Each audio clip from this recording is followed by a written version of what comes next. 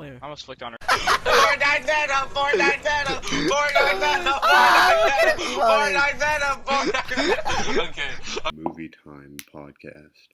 Today we are reviewing Avengers Infinity War, The Dark Knight, Empire Strikes Back, Interstellar, The Thing, and Moana. Let's just get right into it. Okay, so first we're going to be talking about Avengers Infinity War. And so I think this movie is really good. It's probably one of the best superhero movies I've seen in a while. It was just always action. There was never really any dull moments. And it was kind of sad because like half the characters did die at the end. But I mean, it was a good payoff because, Thanos being the protagonist in the movie, you didn't really want to see him win, but it felt kind of earned because of how strong he was overall, being able to beat the Hulk without, using the stones. And it was really good paced. It didn't really have very many, jokes that some jokes did fall flat, but I mean you can give that away because the movie had a lot of action, so they didn't really bring it on too long. But I do wish that they would have talked about Thanos' past a little bit more because that's the thing. Like, it wasn't really too empty, but you didn't really know why. You know why he's doing it, but you don't know why he started doing it and what made him think that he was doing was right. Alright, what I thought was interesting about the movie is that, we've never really seen a movie on, this scale where the heroes don't win. So I think it was, really cool. And, CGI was, really great.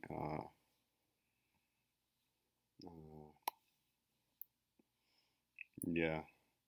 Okay, so the recommendation, I'll recommend this to anyone who likes action.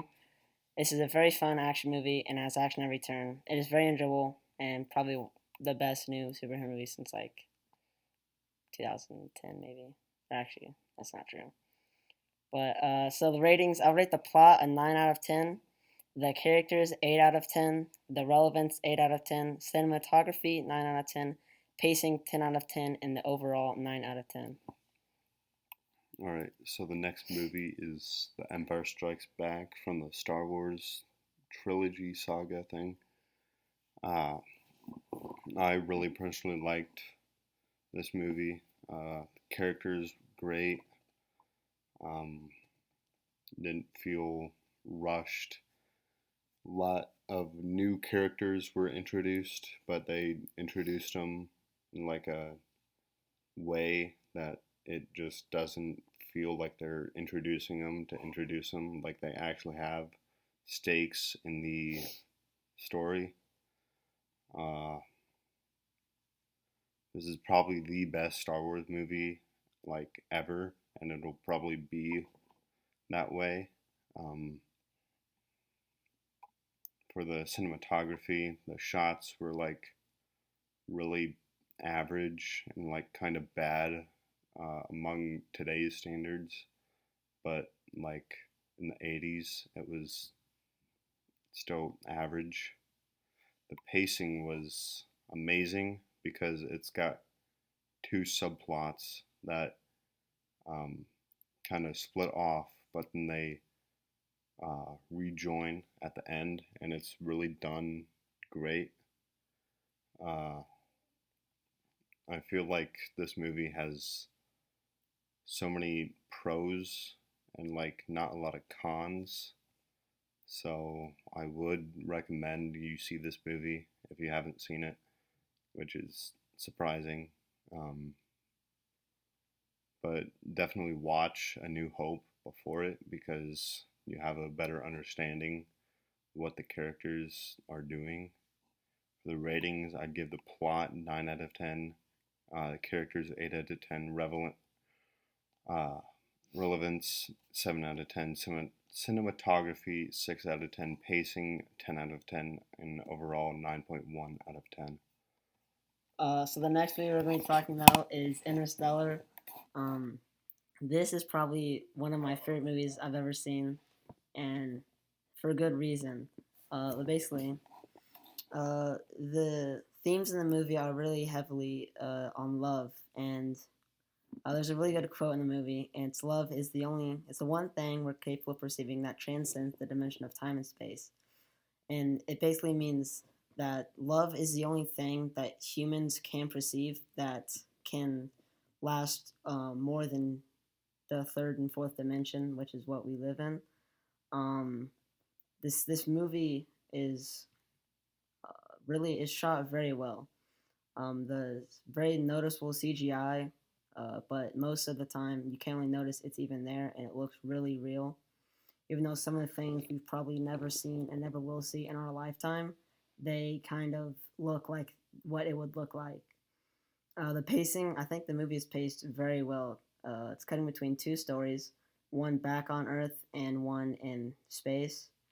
And they kind of go together back at the end with Cooper when he's in the like the fifth dimensional portal area, transmitting the binary data to the watch back on Earth, and it's basically through love that he does that, which kind of goes back to the quote at the beginning. There's very little faults with this movie. I wish it would have went into more explanation of what happened at the end, because like there's a lot of time differences in the movie when they're near the black hole because of the gravity of it. But basically, it's really good. I would recommend this movie to anyone who likes sci-fi movies. This is probably one of the best sci-fi movies I've ever seen, and probably one of the best in the past 20 years. So the ratings, I'd give the plot a 10 out of 10, the characters 9 out of 10, the relevance 9 out of 10, cinematography 10 out of 10, the pacing 10 out of 10, and overall 9.7 out of 10. Next movie is The Dark Knight, um, which is Batman. Uh, Characters are amazing. They introduced uh, Harvey Dent and the Joker, which are like the two main antagonists of the movie, um, which is surprising because Harvey Dent was not, you wouldn't expect him to be an antagonist until like midway through the movie, which was like a nice turn. Uh, for the relevance, people say it's the best Batman movie and probably the best DC movie other than The Joker, which is also a pretty good movie. Uh, but this movie really showed that comic books and movies could be one. Uh, Cinematography is amazing. Uh, in a lot of the modern day superhero movies, it's a lot of CGI and a lot of cuts. But in this movie, you can feel like the punches being thrown, I guess. Um, there's they changed cameras too, from like the standard to like a really high definition camera for theaters. Uh, the pacing is a lot slower than what you'd expect from like a Marvel movie, but it it's done well and it's uh, more for like an adult uh, movie like viewer kind of thing. Uh, Faults, I think this is probably the closest you can get uh, to perfection with a superhero movie because uh, like in the Marvel movies, they all kind of feel the same up until Infinity War and Endgame. This one really did not feel like any other movie released by DC, so it was uh, really different and really interesting. Uh, I would recommend this movie. Like, you don't have to watch the first one. You just really need to know that Bruce Wayne is Batman, and uh, he wants to protect the city, and Alfred is his butler, and Lucius gives him cool stuff. The plot, I would give it 9, characters 8, relevance 8, cinematography 10, pacing 10, overall 9.6 out of 10. Okay, so the next movie we're going to be talking about is The Thing. And personally, this is one of my favorite horror movies. And it's really good at the reason it's scary is because you never know who is a thing, which is basically like the alien of the movie. And basically, it's an alien that can, whenever it touches a cell of any species, it starts replicating that, and eventually it will turn into that species. And it's really hard, almost impossible to distinguish if it's real or if it's an alien. And a lot of this movie, you don't ever know who is it, who's the thing, and that's because the movie, the producers, the directors, they did that for a reason, and it's so you really feel scared with the characters because you feel like you're there because you never know more than what the characters know, and it has really good practical effects because this is a time before movies really relied on CGI. I don't think there's any CGI in this movie. Um, but it feels really real and is something that could happen because in most horror movies the characters are just dumb and they make stupid decisions that lead them to get killed later on. But in this movie, every character is smart and knows that this is real and they need to do what they need to do to survive. The pacing is really good. It's almost perfect for a horror movie because you really never know again who is a thing, and it kind of makes you feel scared. And faults, it kind of really needed more story, but I mean the ending is really good because you don't know what happened to one of the characters, and really both the characters that survive. So I would recommend this movie to anyone who likes great horror movies. And the ratings: plot 9 out of 10, characters 10 out of 10, relevance 8 out of 10, cinematography 8 out of 10, pacing 9 out of 10, overall 8.8 out of 10. All right, so the last movie that we're going to review is Moana. Now, when I first saw this, I thought it was decent, but looking back on it, it was not amazing.